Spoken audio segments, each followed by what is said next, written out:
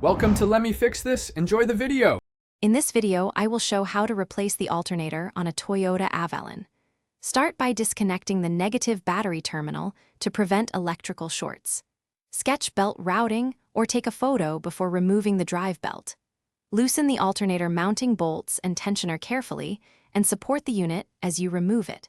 Keep hardware organized and inspect wiring for damage before installing the new alternator.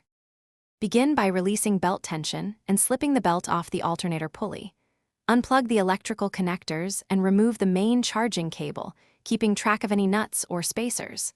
Loosen and remove the mounting bolts while supporting the alternator so it does not drop. Carefully extract the alternator from its bracket, noting alignment and clearance for reinstallation. Inspect the pulley and bracket for wear while the unit is out. Place the replacement alternator into position and thread mounting bolts by hand to ensure proper alignment.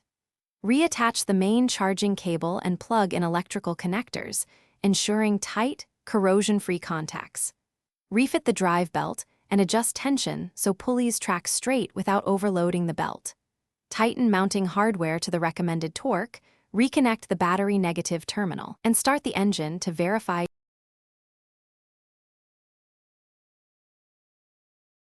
Thanks for watching. If you found this helpful, don't forget to like and subscribe.